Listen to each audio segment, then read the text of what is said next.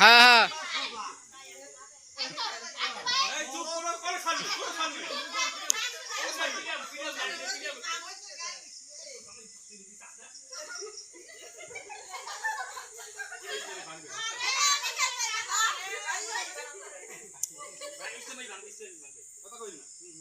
এটা ভাঙ্গে গেছে